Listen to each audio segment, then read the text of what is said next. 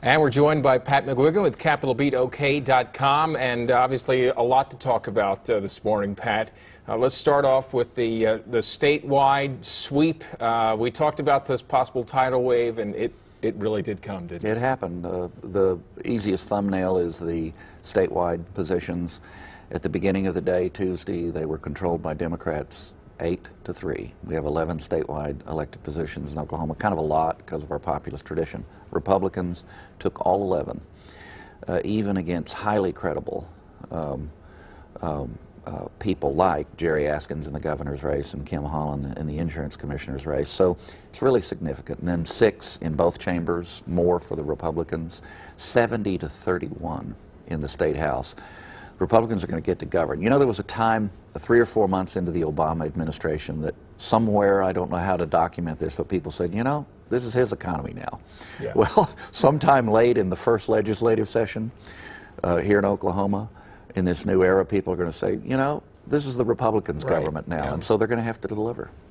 You spoke with Jerry Askins on the phone, and she was gracious, but said maybe it just wasn't possible for her and the Democrats to overcome the odds. Yeah, actually, we were able to have a follow-up stand-up at a Chabad community event last Wednesday evening, and Lieutenant Governor Askins was just graciousness defined. She is a class act, and we all know that.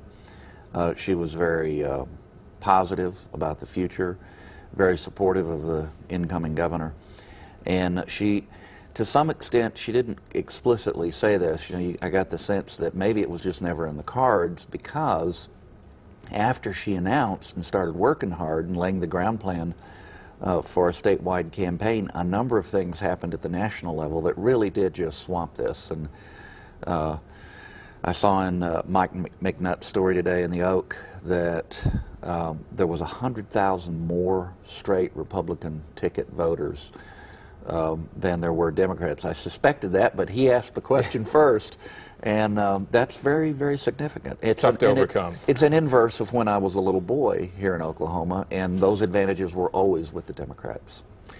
Speaking of getting swamped, State Question 744, boy. Yeah.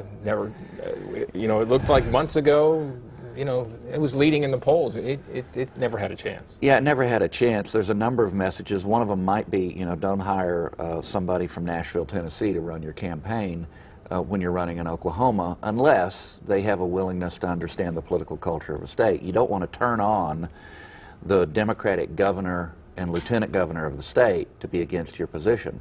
That's the first thing. So that's just politics. The second thing is policy. It was a poorly conceived proposal and very poorly timed. When they started in 2008, we were at the back end still of a pretty robust economy, but the argument that we could grow ourselves out of the $850 to $2 billion, whatever it was, gap that this would create in funding just could never be overcome in this economy. 80%, 81 to 19%, an almost unprecedented defeat. The question is, what impact will it have on the Oklahoma Education Association's clout at the Capitol? And I think the answer is it will have a big impact. They've been the most feared lobby at the state capitol here in Oklahoma City, and that may or may not still be the case. We'll see how it plays out. A lot of it's going to depend on the leadership and their wisdom in moving forward. Let's look at the national picture, and you spoke with Senator Joseph Lieberman from Connecticut. He helped to give you a little bit of interesting perspective on what happened nationally. Yeah, Senator Lieberman's a fascinating man, of course. He's actually an independent now, although he caucuses with the Democrats, and by the way, he said he's going to stick with that because that's his tradition. It didn't surprise me. It's the kind of man he is.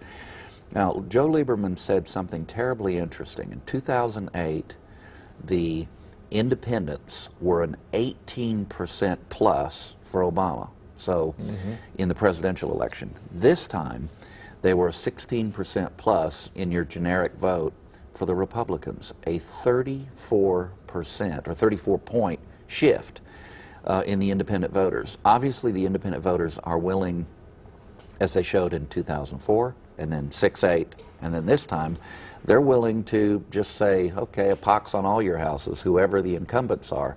This means Republicans in Washington have a very tough assignment. They have to somehow find a way to work with the president and deliver on some goods. I think education policy might be conceivably an area where there can be some agreement because, as many of the viewers may know, Arne Duncan, the Secretary of Education, is actually a pretty creative guy. He's open to elements of reform, and so is President Obama.